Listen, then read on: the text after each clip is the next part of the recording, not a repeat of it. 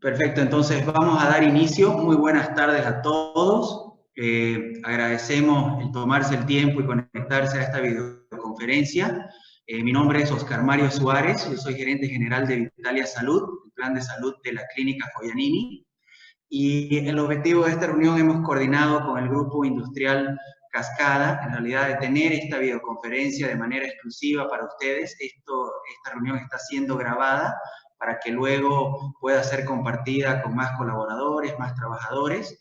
Y la idea es conversar en estos tiempos de pandemia un poquito sobre recomendaciones generales y también abordar el tema de las medidas de bioseguridad que como todos sabemos van evolucionando, van cambiando, vamos aprendiendo más y también de cierta forma vamos entrando a veces en una cuarentena dinámica y aprendiendo a vivir de esta forma.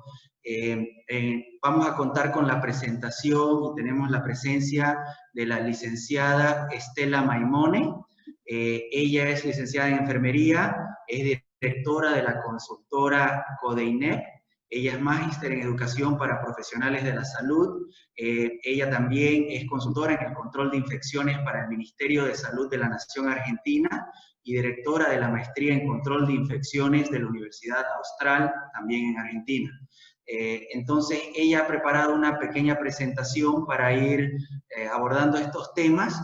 Si gustan, pueden escribir algunas de las preguntas a través del chat que hay disponible en esta plataforma, o si bien al final va a haber tiempo para interactuar y responder cualquier consulta, pregunta o tema que quieran profundizar.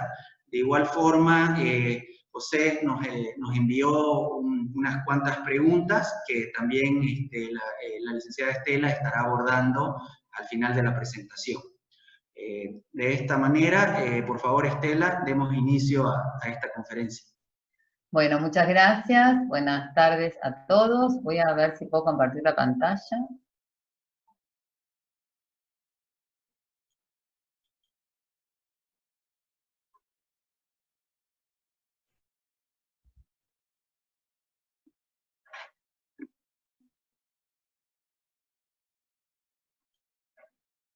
Bueno, vamos a hablar de cómo nos tenemos que comportar en la comunidad, justamente con este nuevo virus que tenemos. Y para empezar a hablar, quería, no sé si ven las dos fotitos que tenemos acá en la pantalla del lado de la izquierda tenemos un cuerpo humano, un dibujito arriba que está simulando ser el virus de COVID, pero cualquier microorganismo que vaya a atacar a nuestro cuerpo, se va a activar rápidamente una respuesta inmunológica.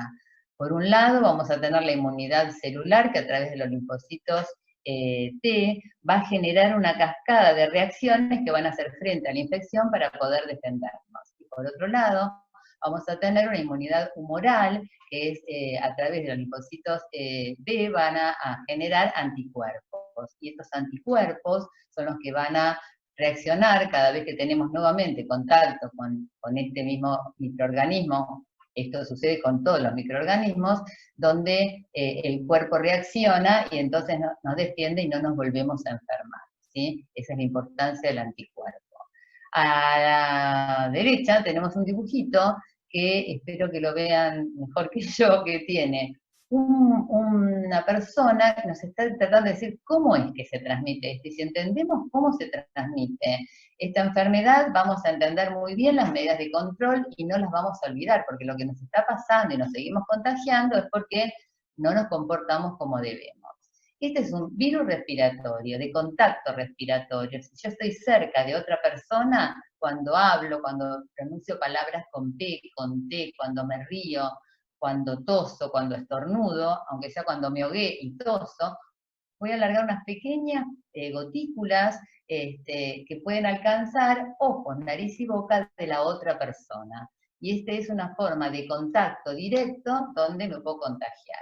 ¿Qué pasa? Que esta enfermedad también tiene enfermos que son asintomáticos y que cuando hacen estas mismas cosas, toser, estornudar o hablar muy, muy cerca, esas pequeñas gotitas, en menor cantidad, pero van a poder contagiarnos. Y por eso es que hay tanta gente que se contagia y no sabe de dónde a veces. Esa es la forma de contagio más común y la más global, digamos. ¿Hay otras? Sí. A través de las manos, cuando me toco ojos, nariz y boca, ¿sí? El virus ingresa por el tracto respiratorio. ¿Y cómo puede ser a partir de las manos? La persona tosió, estornudó, habló, mojó determinadas superficies que yo en ese momento toco y me toco la cara. Por eso una de las medidas que es muy difícil lograrla es no tocarse la cara sin antes no me lavé las manos. Todo lo que tiene que ver con el medio ambiente contaminado y cuánto dura el virus, hay un solo estudio que fue un estudio experimental que se hizo y empezó a evaluar cuánto podría vivir el virus si está vivo. El tema es que el virus es un patógeno intracelular obligado. ¿Qué quiere decir? Que si no está dentro de una célula, en un ser vivo, no se puede reproducir. Por lo tanto, esto que el virus vive muchas horas en determinadas superficies, no puede suceder porque los virus no viven si no están dentro de un ser vivo, ¿sí? Y esto creo que es importante. La otra forma de transmisión es un poco más aérea, pero que no pasa habitualmente en la comunidad, sino en las instituciones de salud, donde a las personas se le instrumentan las vías aéreas y algunas de estas cosas puede estar disparando como un flush, digamos, de muchas gotitas que quedan suspendidas más tiempo y por eso se dice que es aérea. Sobre todo en lugares cerrados, como son las instituciones de salud, que las ventanas no están abiertas, o en muchos lugares de trabajo, ¿sí? Donde hay muchas personas, si todos hablan y no hay ventilación, hay un gran riesgo de poder contagiarse. Entonces hay algunas cosas que uno tiene que poder hacer.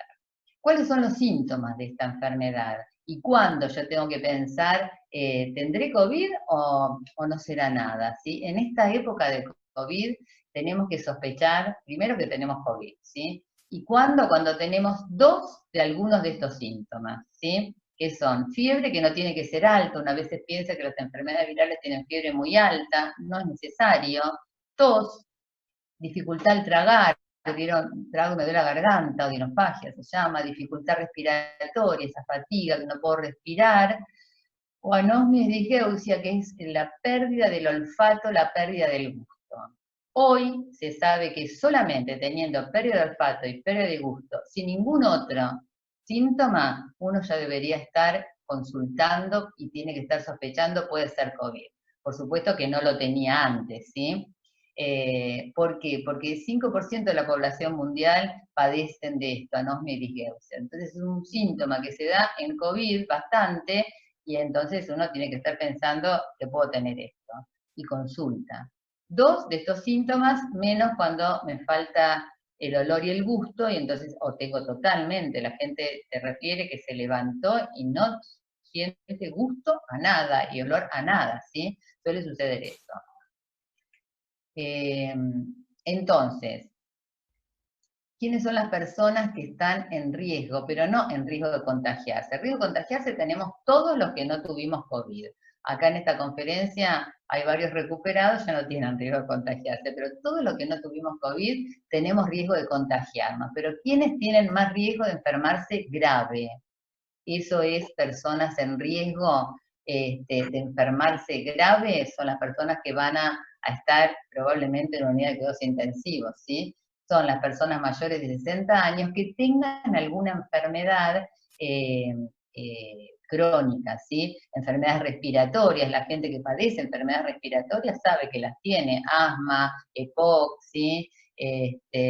Bronquiectasis, bueno, enfermedades respiratorias que las padece siempre, enfermedades cardíacas, insuficiencia cardíaca, enfermedad coronaria, valvulopatías, enfermedades congénitas cardíacas, los diabéticos, las personas con insuficiencia renal crónica, o que van a ingresar a diálisis, son personas que van a tener, porque ya tienen alterado, ¿sí?, su sistema, entonces van a tener más riesgo de enfermarse grave. Esta es una enfermedad que el 80% de las personas se cura sin dejar secuelas, y hay un 20% que tiene enfermedad más grave y un 5% que va a requerir la unidad de cuidados intensivos, que es la enfermedad grave, ¿sí? Entonces, ¿Cómo nos cuidamos? Primero conocer los síntomas, esto que dijimos, y sospecharlo, y sospechar, puedo tener COVID, ¿sí? Y saber qué tengo que hacer cuando tengo los síntomas. Bueno, ¿a quién llamo? A la clínica, o voy a la clínica, ¿qué tengo que hacer? Eso antes de tener los síntomas, ¿así? Si tengo síntomas ya sé dónde llamar. Después, si creo que puedo tener COVID, no recibo visitas, no voy a trabajar, llamo y digo, creo que tengo COVID, entonces, bueno, me tendré que hacer el estudio, pero no voy a trabajar, ni recibo visitas, ni voy a visitar a la gente, a otras personas, porque total no fui a trabajar. No, porque acuérdense, contagia, y contagia mucho, ¿sí? Yo suelo decir como influenza, pero más contagioso, pero es mucho más contagioso. Pequeñas gotitas me pueden contagiar, ¿sí? Y cumplir con 3 medidas básicas, que son el distanciamiento, el uso del tapabocas nariz en forma permanente cuando estoy con otra gente, y el lavado de manos. Y vamos a hablar un poquito de cada una de estas. Hoy sabemos que si estoy cerca, a menos de 1 metro de otra persona, me voy a contagiar. Ponemos 2 metros, porque uno dice 1 metro, uno tiende a juntarse. Somos latinos y tendemos a estar juntos, tocarnos, ¿sí? La distancia se mide muy bien, 2 metros, 2 brazos extendidos. Yo extiendo mi brazo, el otro extiende el suyo, es la distancia en que seguro, aunque el otro esté enfermo, no nos vamos a contagiar. Entonces, distanciamiento social, más de 1 metro. Alguna consideración sobre el tapabocas. Muchos tapabocas son muy ajustados a la cara, de telas muy gruesas. Salieron muchas publicidades que le pongas papel secante, filtros, y no podemos respirar.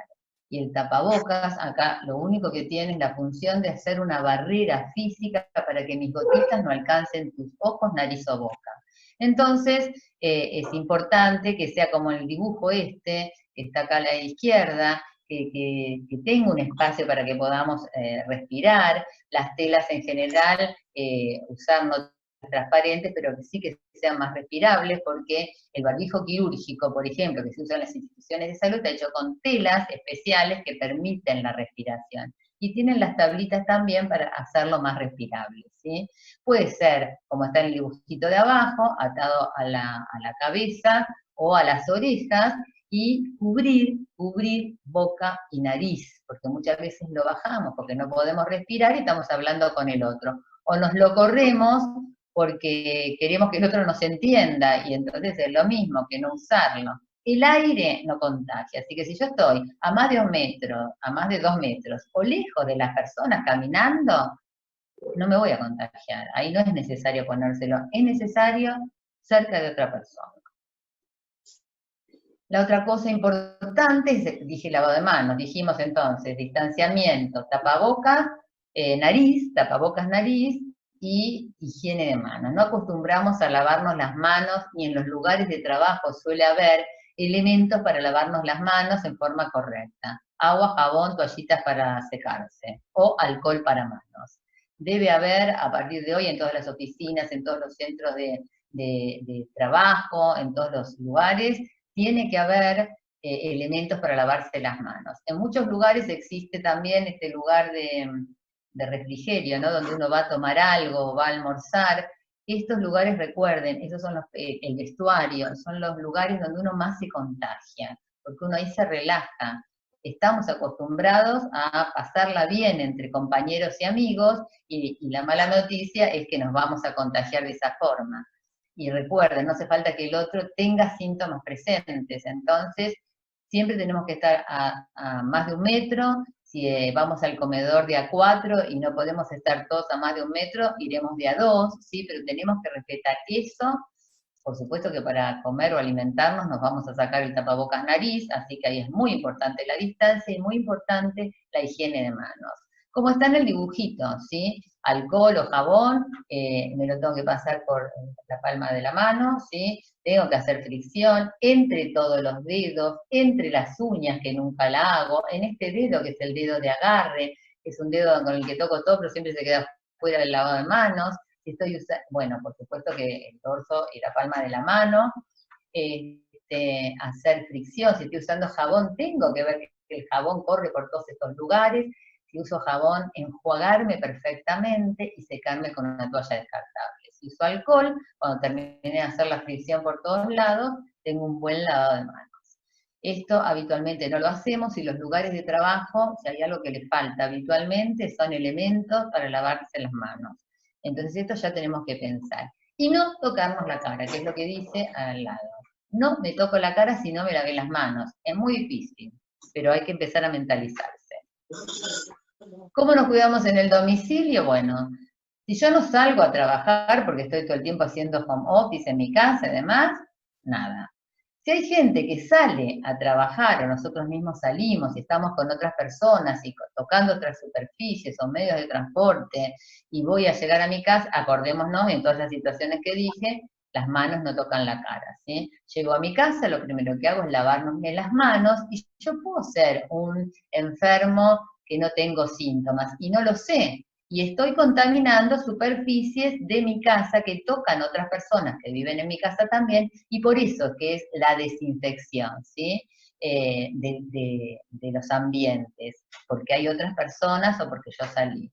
Agua, detergente y enjuague, este es un virus muy malo dentro del organismo, pero es un virus que se muere muy fácil en las superficies.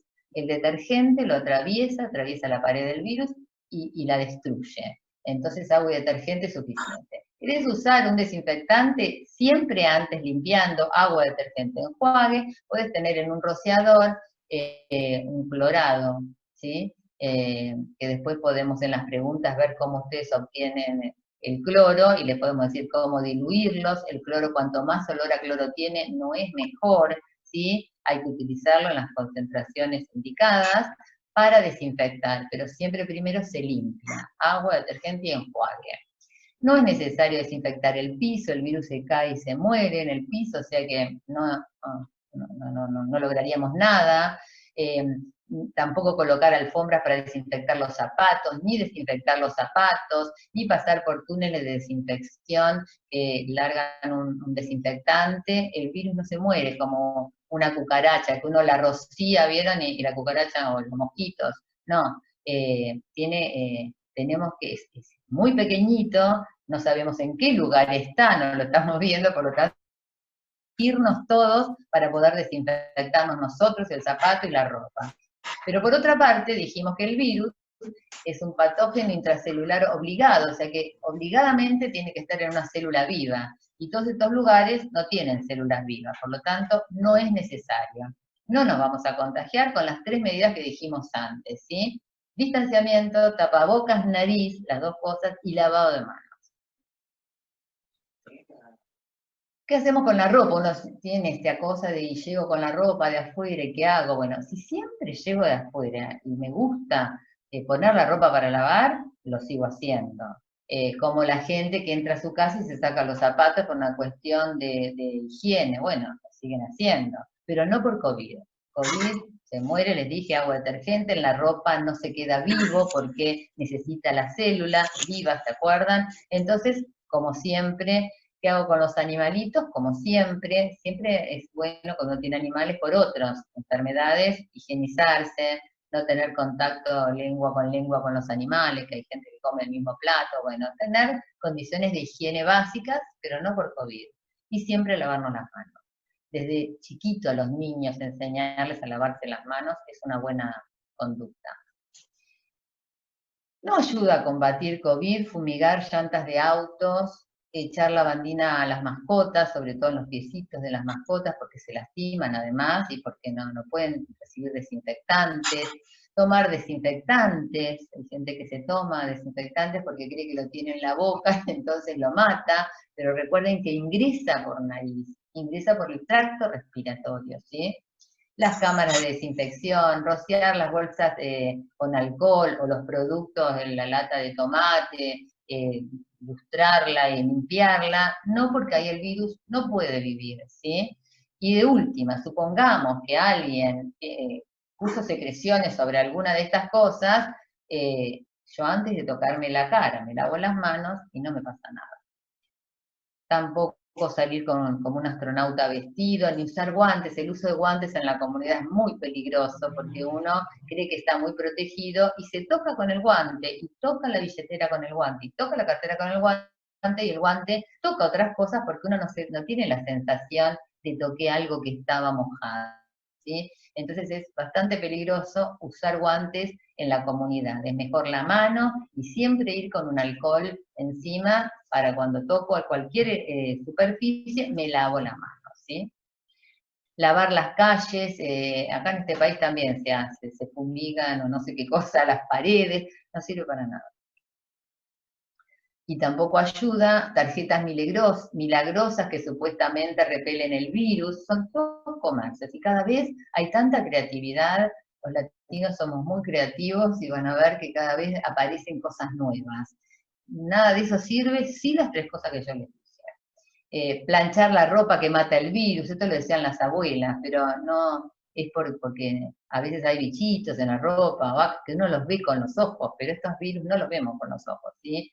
Echarle alcohol a los zapatos, que ya lo dijimos, lavar la ropa por separado, porque yo salí, estuve en un medio de transporte público, no por COVID, si uno lo hace porque siempre lo hizo, porque le gusta la higiene, pero no por esto. Por esto, concentrémonos en las tres cosas importantes, porque lo que nos suele suceder es que nos desgastamos tanto haciendo todo lo demás, que justo esas tres que son importantes no las hacemos. Y ahí es donde nos contagiamos, ¿sí?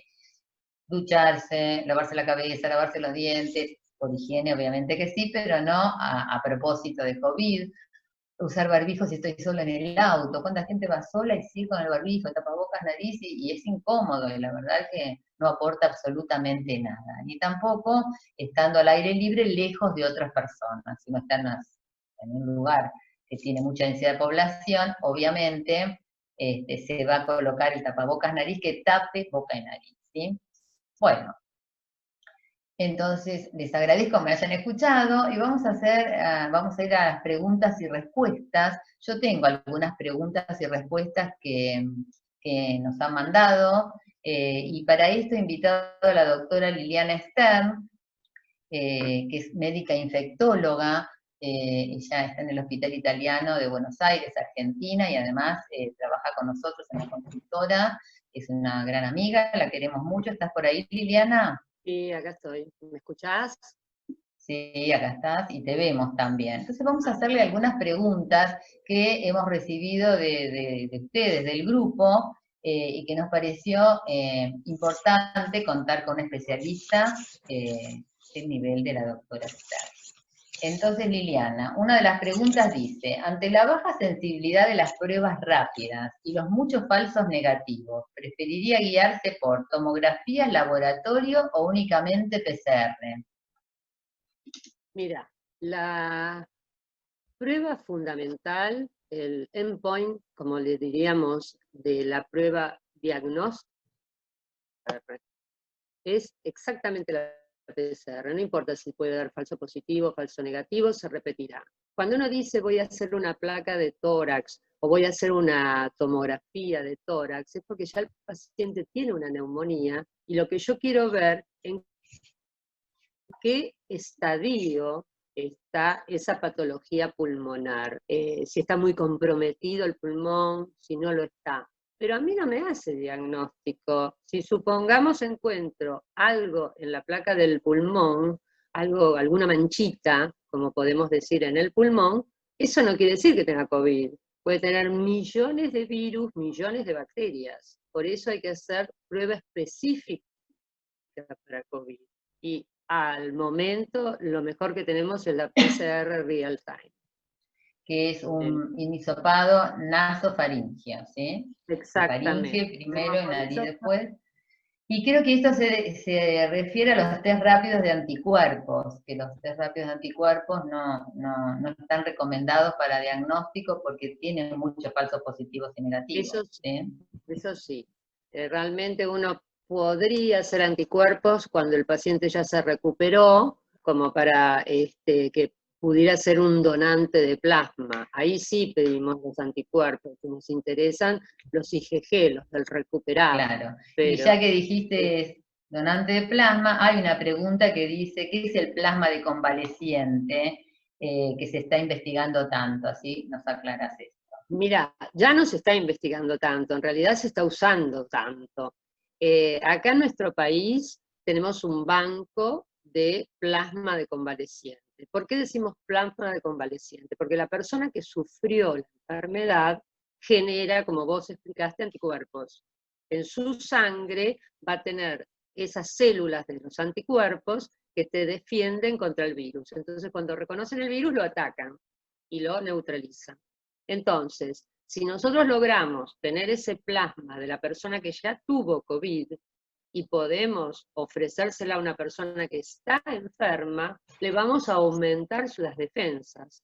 Por ahora, lo más prometedor que hay, hasta que venga la vacuna, obviamente, que eso va a ser lo mejor, esperemos la vacuna, por ahora el plasma de convaleciente. Lo que sí está en fase 3 es el plasma de convaleciente, pero suero equino. Y entonces el suero equino tiene muchísima más cantidad de plasma. Pero ese va a entrar en protocolos ahora. Se va a empezar a usar la semana que viene, creo, acá en nuestro país. Pero el plasma de convaleciente está regulado por el gobierno. O sea que uno llama por teléfono y al rato ya lo tenés en el hospital que sea conurbano, sea provincial, donde sea. El centro está en La Plata, que es una ciudad nuestra de Buenos. Perfecto. ¿Qué opinión te merece el protocolo de ivermectina y sus efectos posibles para el tratamiento del COVID? Mira, la ivermectina fue lanzada como muchos productos al inicio de la pandemia, cuando no sabíamos nada y seguimos sin saber nada, pero un poco más. El tema es que la ivermectina hay un trabajo con una cantidad más o menos de personas, de enfermos, que se hizo en Australia, pero no se vuelve a usar. O sea, ya la FDA, o sea, todos los organismos internacionales vieron que no da ningún resultado la ivermectina. O sea, fue un ensayo, como ensayamos antibióticos, como la citromicina o los macrólidos, que creo que eso también preguntaron, como se van ensayando distintas drogas para ver qué pasa. En un momento también se usaron drogas que se usan para el HIV.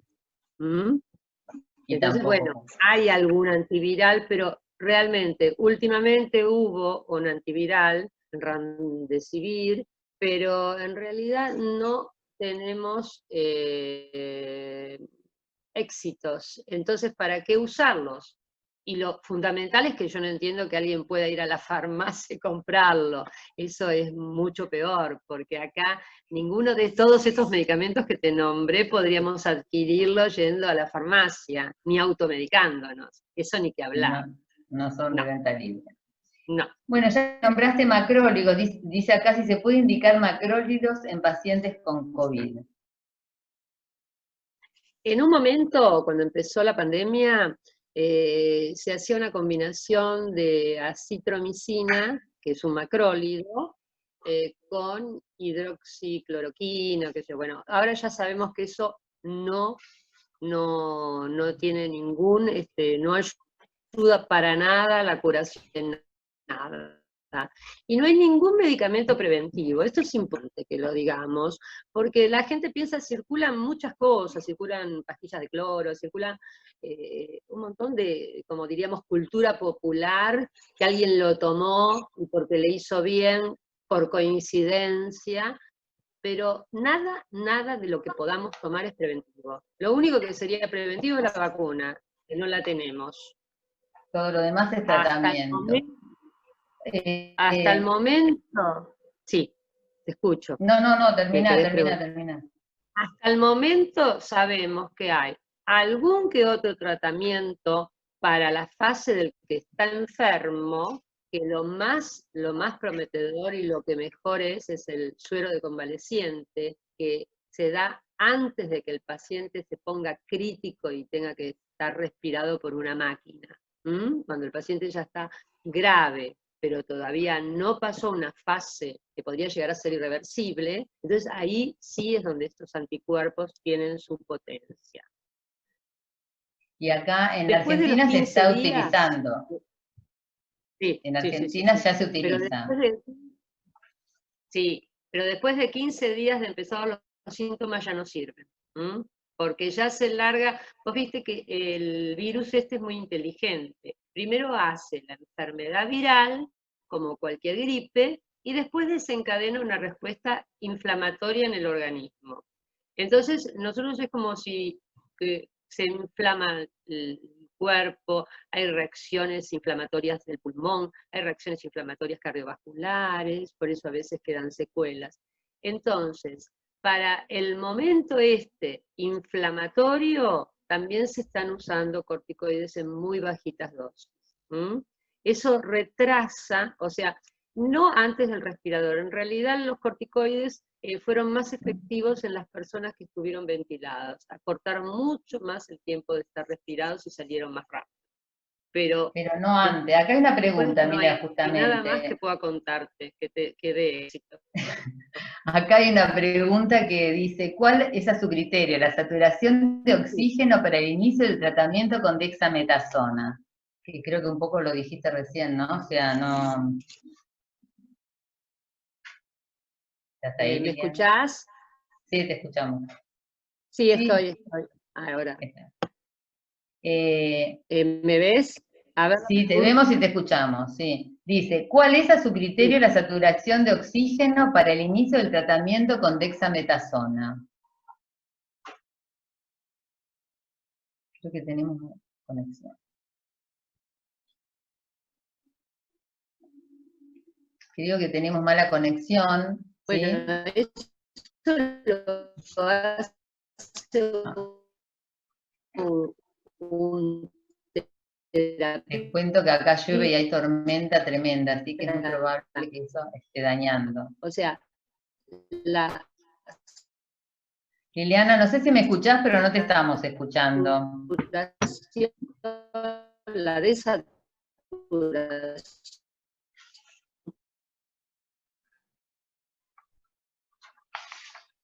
Sí, quizás esperemos a ver si se establece. Sí, ella puede retomar y yo voy contestando otras preguntas, si les parece. Si ustedes tienen preguntas otras que son las que estamos diciendo acá a través del chat, ¿verdad? Correcto, por favor escríbanlas a través del chat y nosotros luego les vamos a dar oportunidad de que Estela las responda. Bueno, mientras tanto yo tenía otras acá, así que las voy contestando, ¿sí? ¿En qué etapa de la evolución el virus se torna más contagioso? Nos preguntaron. El virus contagia desde 2 días antes del inicio de los síntomas hasta una semana después, ¿sí? ¿Cuál es el problema? Que hay gente que es asintomática y siempre es en esa primera semana del inicio de los síntomas que es cuando hay mayor carga viral. Hay muchas enfermedades virales que contagian 2 días antes de comenzar los síntomas, como varicela, sarampión. La mayoría de las enfermedades virales contagian antes de la erupción, ¿sí? Esos 2 días antes son días muy contagiosos. Y con este sucede lo mismo. Y por esto es que uno no tiene que esperar estar al lado de una persona. Vieron que a veces dicen, la persona me tosió. Bueno, antes de toser, por ahí tosió porque se atragantó, ¿no? Pero antes de toser, una persona, antes de tener cualquier síntoma, puede estar contagiando. Y por eso yo sé que cuesta horrores no abrazar a la mamá, al papá, a los hijos, pero hay que mantener la distancia social, no social, física, es importantísimo, y usar el tapabocas nariz. No tenemos otra solución, como decía la doctora Stern, no hay nada preventivo para esto, lo único preventivo son estas 3 medidas que le dijimos y esperar la vacuna. Todo lo demás es tratamiento, ¿sí? No hay forma de prevenir la enfermedad esta. Bueno, el virus sí que... Lili, ¿estás? Sí, estoy, ¿me ven? Ah, y volviste, bueno, sí, volví. te veo. No pude entrar por el celular tampoco. Bueno, entonces, apurémonos entonces. No, el tema de la dexametasona, ¿en qué momento del tratamiento? Acá la persona que lo pregunta en relación a la saturación de oxígeno y la dexametasona. Y ya que estamos, te hago la otra, que es, ¿la autohemoterapia es efectiva? No, desconozco absolutamente que uno pueda hacerse autohemoterapia. Porque si uno no se puede hacer autohemoterapia porque no tiene anticuerpos, está enfermo.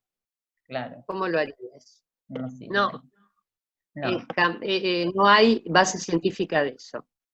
Bueno, Y lo de la saturación es un parámetro de terapia intensiva, por debajo del 98, 97 de saturación, pero son parámetros, digamos, médicos, en el cual el paciente, no solamente por la saturometría,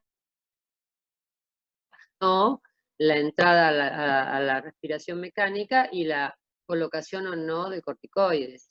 ¿Se me escuchó? sí, se cortó un poquito, pero se entendió. Acá hay una pregunta que están haciendo ahora, que dice, doctora, buenas tardes, disculpe, ¿estaría indicado el uso de ácido acetil salicílico y el ibuprofeno? No sé en qué momento estaría indicado, ¿no? Pero supongo que será, ¿hay fiebre? Para curar el virus, no, claramente. Si la persona que la hizo... No. No, lo que se recomienda es paracetamol para la fiebre, y lo que se recomienda es no automedicarse para bajar la temperatura pensando que es un resfrío común. O sea, uno, una vez que ya consultó al médico, bueno, el médico le va a decir qué tipo de antitérmico puede tomar. Pero siempre lo que decimos es paracetamol. ¿Se me ¿Es por escuchó? alguna causa en especial lo del paracetamol y no otro? No, pero generalmente en las infecciones virales o en la mayoría de las enfermedades uno elige como antitérmico el paracetamol, que tiene menos efecto adverso, menos toxicidad hepática, menos toxicidad renal, no tiene ninguna toxicidad, a eso. Efecto adverso. Claro, es por esa razón, perfecto. Mm. Bueno, acá hay otra para vos, dice, ¿hay algún análisis que pueda hacerme si ya pasé el COVID sin que yo haya tenido los síntomas? A ver, ¿cómo? ¿Me la podés repetir? Una persona ya tuvo COVID Sí. y no tuvo síntomas. Una persona que quiere saber en realidad si se puede hacer algún análisis para saber si tuvo COVID. Bueno, si tuvo COVID... O sea, sí, cree que pudo haber tenido, pero no tiene ningún síntoma ni los tuvo. Ni los tuvo. Bueno, en ese caso puedes hacer dos cosas. Primero es, si pensás que lo tuviste, ¿cuánto hace que pensás que lo tuviste? Por el tema del hisopado. Uno se puede hacer una PCR si piensa que hace una semana o 2 semanas, porque el hisopado puede permanecer positivo hasta 3 semanas. Entonces uno podría hacerse una PCR. Ahora, si uno piensa que el mes pasado o hace 2 meses tuvo como 1 o 2 días de fiebre, puede hacerse anticuerpos, IgG para COVID-19. Que dan, hay que decirlo, un alto porcentaje de falsos negativos y falsos positivos. Por eso es que no se recomienda gastar dinero en eso, ¿sí? No. Pero bueno. Uno Acá ahora dice...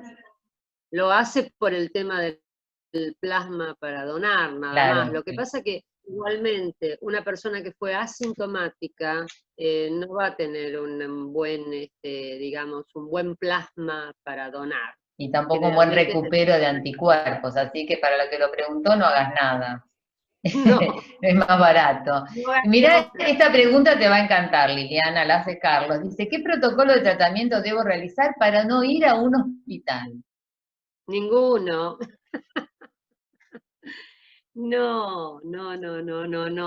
O sea, ¿porque uno piensa que tiene COVID o por otra No, porque cuestión? uno piensa que tiene COVID, entonces entiendo que es eso. Entonces, bueno, no voy al hospital, me automedico. ¿Qué tomo? No, de ninguna manera, por favor.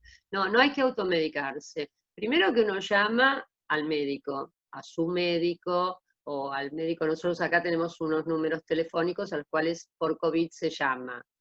Las prepagas acá también tienen un número de teléfono si uno piensa que tiene COVID, porque es por otra vía. La guardia de respiratorios tienen otras vías. Ay, perdóname, Liliana. Aclara a la persona que es porque los hospitales están saturados. Sí, lo digo. Dice que como los hospitales están saturados, Sí, ¿vos me escuchás? Sí, perfecto, perfecto. Dice que es porque Pero los nunca hay que hospitales están saturados. Bueno, entonces hay que llamar al médico, hay que hacer una consulta médica y que el médico evalúe si uno está en buenas condiciones para quedarse ese hisopa y se puede quedar en casa. ¿Se entendió? Hay Claro, pero mucha gente. nunca medicarse. Sí, se te escucha. Pero nunca No, automedicarse, no, no, no, no, ni uno se no, puede ir a comprar algo para no sé qué cosa. No. Eh, no, no, Bueno, acá no. Giovanni dice, es muy difícil luchar con las leyendas urbanas, más con las redes sociales a su favor. ¿Podrían darnos algunos efectos adversos de la ivermectina y del dióxido de cloro? El dióxido de cloro les puedo decir yo que es totalmente, es como tomarse lavandina, pero es como otra línea de los clorados, o sea, es para superficies, no es para personas, son tóxicos, ¿sí? Puede ser tóxico renal, tóxico hepático. Yo sé que hay leyendas que dicen que fulanito le dio y era médico y se curó, pero esos estudios están hechos sin un grupo control. Se pudo haber curado por cualquier otra cosa. En cuanto al dióxido de cloro, que es un desinfectante de superficies. ¿Y la ivermectina algún efecto adverso, Liliana? Mira, no tiene muchos efectos adversos, de hecho es un antiparasitario, es para los parásitos se usa, es de amplio espectro, o sea, puede tener las mismas reacciones adversas que puede tener un medicamento, como toxicidad medular, toxicidad hepática, renal, en fin, esas toxicidades que la puede tener cualquier antimicrobiano, un antiparasitario. O sea, tomar medicación nunca es gratuita, pero a nadie se le ocurriría automedicarse con ivermectina, porque aparte no sirve para el COVID. ¿Se escuchó? Sí, es perfecto. Bueno, acá es muy recurrente esta pregunta. ¿Qué protocolo de tratamiento recomienda para un sospechoso de COVID o COVID confirmado ir al médico? Por ¿No? supuesto. El médico Consultar. antitérmico, o sea, son de sostén, son medidas de sostén. Como cuando uno tiene una gripe, se siente muy mal, le duele el cuerpo, bueno, toma un antitérmico, por ahí un analgésico, el que corresponda según la enfermedad, pero no hay nada que uno pueda tomar porque no hay tratamiento. Y tampoco uno puede inventar un tratamiento. Entonces, lo que se hace es la observación. Yo sé que duele mucho el cuerpo, que es realmente insoportable el dolor corporal en la fase de la enfermedad. Pero bueno, se tratará con los analgésicos que el médico propone. Ningún otro tratamiento es efectivo. Y Es en la primera etapa, sintomático. cuando hay viremia, claro, es sintomático, y cuando hay viremia, tampoco los corticoides como antiinflamatorios, nunca. Nunca, porque lo empeoran al tema, ¿sí? Entonces, Empeoran la o sea, aumenta la bueno, replicación viral, o sea, se multiplica más el virus. o sea, nada de corticoides para automedicarse. Lo único que uno puede hacer, en realidad, si tiene mucho dolor de cuerpo, y bueno, primero consultar al médico, ¿no? Es tomar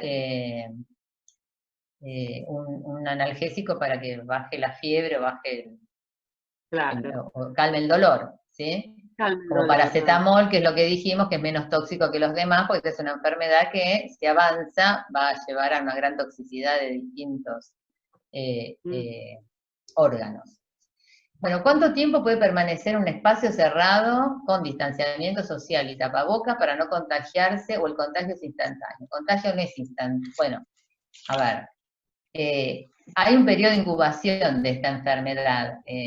Para enfermarse van a pasar el periodo de incubación, que son de 2 a 14 días. Hay una media de 10 días para uno infectarse. Pero si uno ya tomó contacto con el virus, ya lo tomó al contacto. Si no es que me puedo bañar y ahora ya empezó el proceso. No es que me baño, me lavo los dientes y se me fue. No. O sea que si yo estoy en un lugar cerrado, sin distanciamiento, más de 10 minutos con una persona que estoy hablando, me voy a contagiar. Hay una gran posibilidad que me voy a contagiar.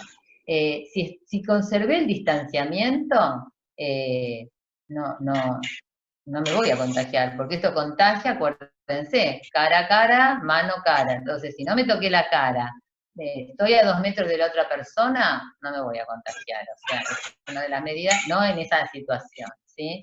Y creo que había otra parecida.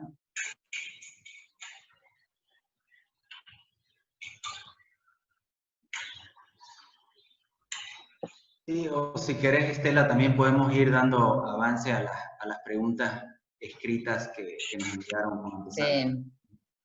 Hay mucha gente que habla de, ¿es realmente, te pregunto, Oscar, la saturación del sistema de salud que dicen que tienen que hacer algo porque nadie los atiende, ¿es real? Pues supongo que si alguien lo... Un poquito esto es a nivel nacional, tendríamos que ver en materia específica, es muy variable lo que se está viviendo. Igual nosotros desde la Clínica Foglianini, desde Vitalia Salud, con nuestros usuarios, lo que siempre pedimos, y que ustedes lo comentaban, es el llamar y comunicarse con el doctor. Hay distintos mecanismos ya, hay lo que nosotros llamamos telesalud, y esto ayuda a conversar con el médico para ver si es necesario que asista a la emergencia. De igual forma, sí, lo que siempre tiene que predominar es que si la persona está con síntomas y tiene insuficiencia respiratoria, lo que nosotros siempre pedimos es que acudan a la emergencia, porque hay que tratarlo, hay que actuar rápido en todo esto. La doctora quizás puede corroborar eso.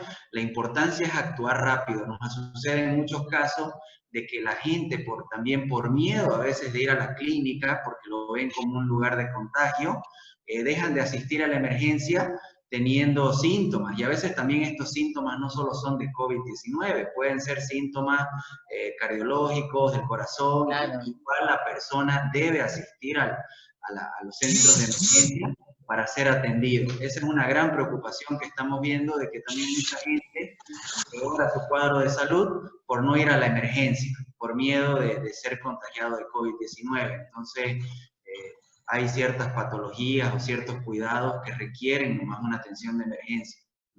Bueno, ahí yo quiero decir algo. Si uno va a emergencias, si hay mucha gente, tapabocas, nariz, no tocarse la cara, tratar de distanciarse, aunque uno se sienta mal, no se van a contagiar. No es algo que contagia sí o sí, porque por algo están estas 3 medidas, ¿sí?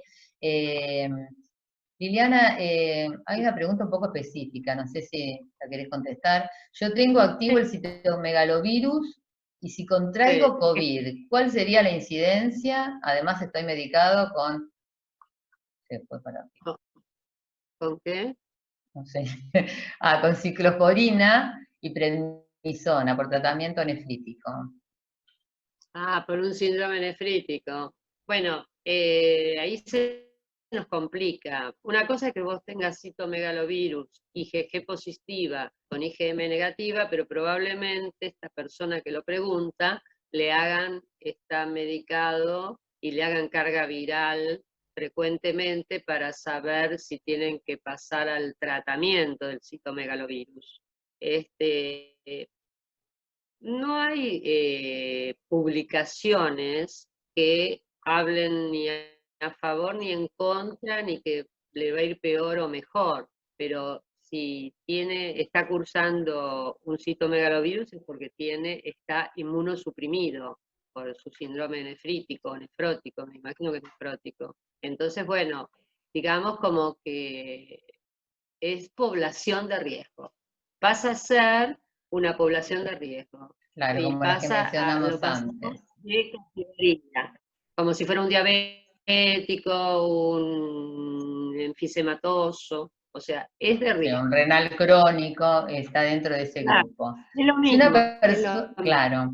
Dice, ¿el antígeno IgG y IgM son específicos para el virus COVID o yo me saco IgG y IgM y puede dar positivo por otra cosa? No. Hay IgG específico para COVID, IgG específico para todos los virus que se te ocurran. Por eso se pide es para cada enfermedad. No, se puede dar un full total a la enfermedad. Ok. Bueno, vamos respondiendo algunas de las que nos mandaron, ¿sí? Lo del virus en la superficie ya dijimos que no vive. ¿Cuándo una persona vuelve a trabajar? Si tuvo COVID, se manejan distintos protocolos, pero nosotros estamos manejando el de después de 2 semanas de haber tenido COVID y 3 días sin tener síntomas, ya no es virémico, no contagia, siempre y cuando se sienta bien, ¿sí? Porque hay la misma enfermedad puede hacer que uno tenga, ¿no? Algunas secuelas, no permanentes, transitorias, pero uno se sigue sintiendo cansado, tiene muchas teñas, no tiene energía, entonces desde el punto de vista de que no contagia, a las 2 semanas ya no contagia, y puede volver a trabajar.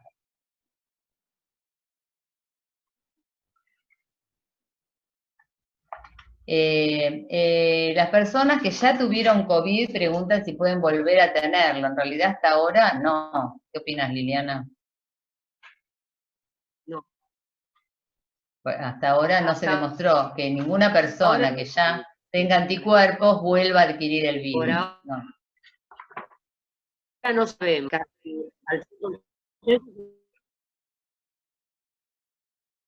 Volver te protegen los anticuerpos. No se sabe el tiempo de protección.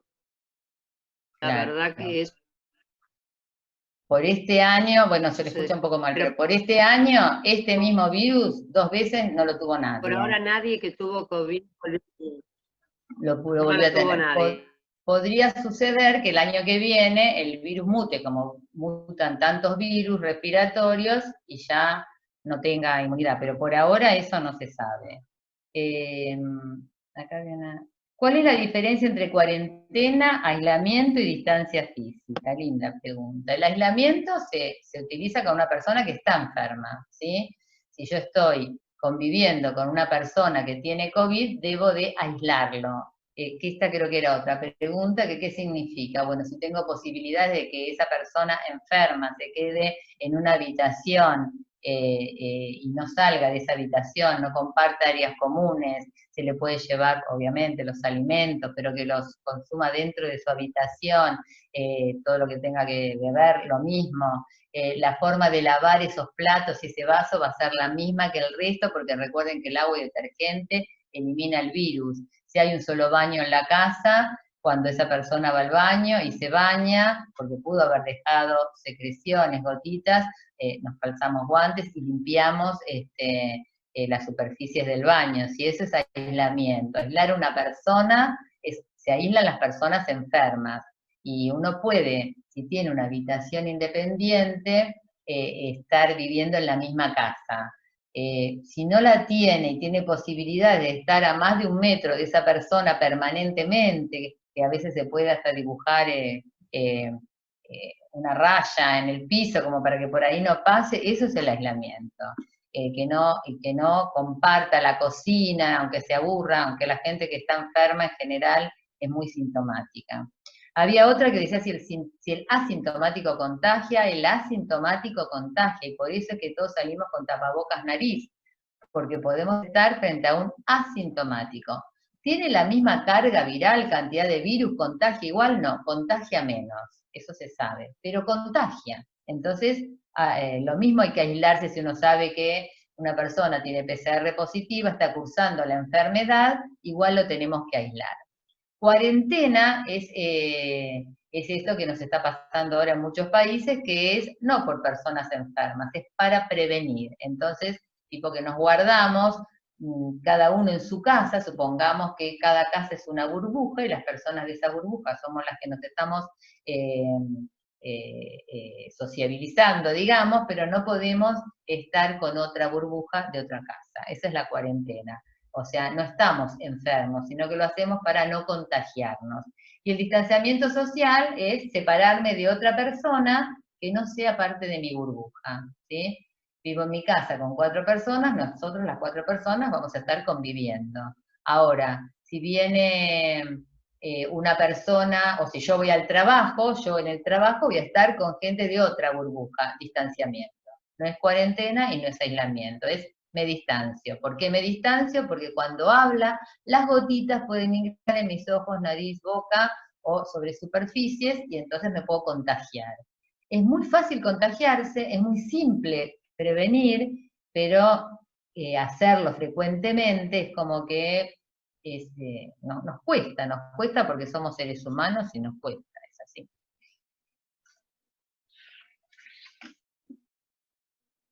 Bien. Hay muchas sobre si los síntomas de alergia se consideran como enfermedad de base o si ya tuvo una neumonía previa, entonces soy una persona de riesgo. ¿Querés contestar esas mientras busco otras, Liliana? No, de alergias, la única alergia mayor, por así decirlo, la gente que es asmática puede tener mayor riesgo. Y haber tenido una neumonía no te predispone a tener otra. No. Pero por eso nosotros siempre hacemos hincapié en estar vacunados para la gripe, estar vacunados para neumonía, porque de esa forma vamos sacando otras enfermedades del medio que podrían enmascarar al COVID. Claro. Dice, varios de nuestros trabajadores les dimos baja por diversos motivos de sospecha, resfrío posible, contacto directo, indirecto. ¿Cuáles serían las medidas que nos aconsejarían para que el trabajador pueda regresar al trabajo? El trabajador que se fue, que se fue por resfrío, lo primero que hay que hacer es saber si no tuvo COVID, entonces tiene que tener una PCR. ¿Estás de acuerdo, Lili? Sí. Hay que diagnosticarlo. Ahora, no se diagnosticó, hay que tratar como si hubiera sido un COVID en esta época. Entonces va a tener que esperar 14 días y 3 días sin síntomas y 14 días para que vuelva a trabajar. Si no se le pudo hacer PCR y no se lo diagnosticó, hay que suponer que tuvo. ¿Sí? De acuerdo. Acá dice, si dentro de una oficina o planta de producción un trabajador tiene síntomas, ¿debemos aislar también a las personas que trabajan a 2 metros de distancia? No. Contacto estrecho es a menos de 1 metro por más de 15 minutos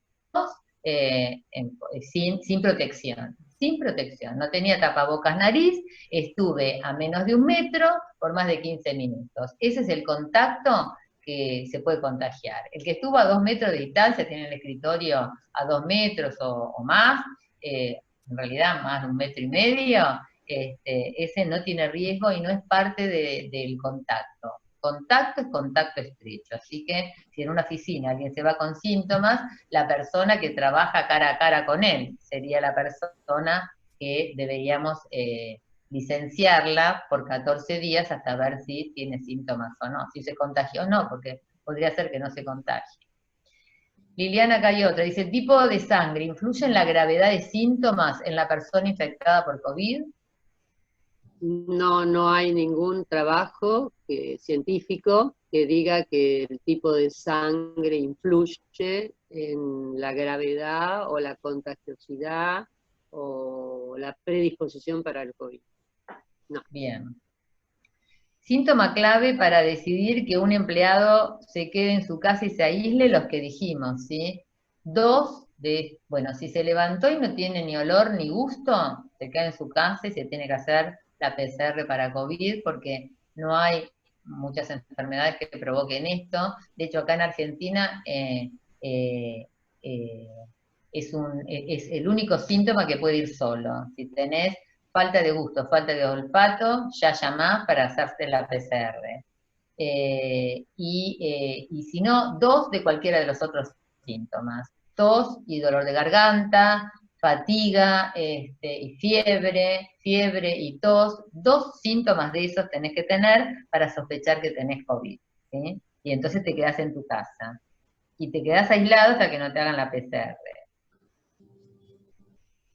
¿Cómo manipular los residuos? de elementos de protección personal, creo que dice. Depende de las leyes de cada país. En nuestro país van a los residuos comunes. En nuestro país es muy grande, entonces tiene distintas leyes en distintas provincias. Y hay provincias donde, por ejemplo, los ponen como residuo patogénico. Nosotros tenemos una ley de residuos que lo que va en bolsa roja se lo lleva una empresa y no va al relleno sanitario común. Así que dependiendo cómo son las leyes en Bolivia, si tienen la ley del residuo patogénico y en ese lugar estos residuos son patogénicos, pero la verdad es que no se contagia a través de los elementos de protección personal, así que podrían ir a los residuos comunes, salvo que haya una ley que diga lo contrario. ¿Las personas obesas son grupo de riesgo? Sí, sí, son grupos de riesgo, sí.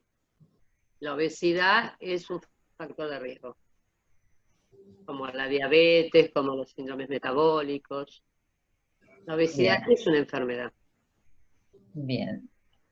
Si un trabajador me informa que una persona que vive con él es COVID positivo, ¿cuántos días debo aislar a este trabajador? Y en caso de que no presente síntomas, ¿se puede reinsertar después de cuánto tiempo? Lo dijimos, el aislamiento es el periodo de incubación. Entonces, el periodo de incubación es hasta 14 días. Y entonces hay que aislarlo si la persona conviviente de mi misma burbuja tiene COVID, lo que voy a tener que hacer es, y trabaja, digamos, en mi empresa, lo tengo que licenciar 14 días. No hay otra, porque es el periodo de incubación máximo. Si a los 14 días no tuvo síntomas, vuelve a su casa. Bueno, creo que hemos contestado casi todas las preguntas. Mil gracias, Estela, doctora Stern. De verdad que les agradecemos bastante el tiempo que han dedicado a responder todas las preguntas. Quizás es importante ahí recalcar lo que comentaban. O sea, yo sé que en general todos estamos con ansias o queriendo saber si hay un fármaco, algún medicamento, algo, como me comentaba Estela, de manera preventiva. Son esas tres cosas que hay que recordar, ¿no? La distancia física, el uso del tapabocas en la nariz y también el lavado de manos. Y evidentemente nosotros y muchos expertos continúan monitoreando de cerca para ver más qué tratamiento es el más efectivo, pero hay que convenir en que es un tratamiento el que se tiene que dar, no hay algo preventivo, ni un medicamento, ni nada que uno pueda tomar, ¿no es cierto?, para protegerse o evitar o curarse. Y quería decir que se me pasó alguien que dice que en Cochabamba con dióxido de cloro se curó un montón de gente, que lo publiquen quienes hacen este tipo de experimentos, porque un estudio científico es tal cuando vos tenés un grupo de personas que trataste con este medicamento y un grupo en las mismas condiciones que no lo trataste con este medicamento y tenés que comparar qué pasó en ambos grupos. A lo mejor estas personas, sin tomar el desinfectante, se hubieran curado igual. Entonces, por alguna razón no hay ningún estudio científico publicado al respecto, pese a que el dióxido de cloro se promueve para distintas cosas. Sin embargo, estudios científicos de casos y controles no existen en la bibliografía. Entonces uno se plantea, bueno, si hay un médico tal que realmente dice que tiene éxito, ¿por qué no publica el estudio? Y no lo publica. Entonces a veces no nos engañemos porque la creatividad da para mucho y como dijo alguien acá en este chat, es muy difícil luchar contra las redes sociales, lo que sale en YouTube, de repente te aparece una grabación de alguien que dice que es médico, ni se presenta y te empieza a contar las maravillas de no hacer nada o de hacer determinadas cosas. Entonces yo creo que hay que tener mucho cuidado y mucha responsabilidad y no jugar con el propio cuerpo, ¿no? Porque es la diferencia entre vivir y morir muchas veces. Bueno, yo personalmente le voy a agradecer a la doctora Liliana Stern que se haya tomado este tiempo porque le avisamos así como muy rápido y realmente estuvo con nosotros, así que Liliana te agradezco muchísimo y quería agradecerle también a todos ustedes por habernos escuchado. Excelente, mil gracias Estela, doctora Stern, de verdad un placer haber compartido con ustedes esta videoconferencia. Gracias a todos por acompañarnos. José, no sé si quisieras cerrar la conferencia con todo el grupo. Gracias, muchas gracias Oscar. Estela, muchísimas gracias Liliana, qué gentileza la suya de instruirnos, de aclararnos las dudas que tenemos. La verdad que el tiempo es corto y las dudas son inmensas, sin embargo han esclarecido muchísimo de las dudas que teníamos colgando y en duda. Les agradezco muchísimo en el nombre de todo el grupo industrial Cascada. Somos un montón de gente, casi 1.600 personas. Pudimos estar solamente los elegidos, gracias a Dios. Bueno, aquí como les comentaba, algunos recuperándose, otros cursando la enfermedad, algunos con problemitas, otros que caerán, porque esa es la realidad. Más nada, ¿no? Agradecerles nuevamente y que Dios los bendiga y un abrazo fuerte para todos allá en Vitalia. Oscar, especialmente a ustedes por la gentileza de hacernos el contacto, el gancho con ellos. Realmente fue una charla de lujo para nosotros y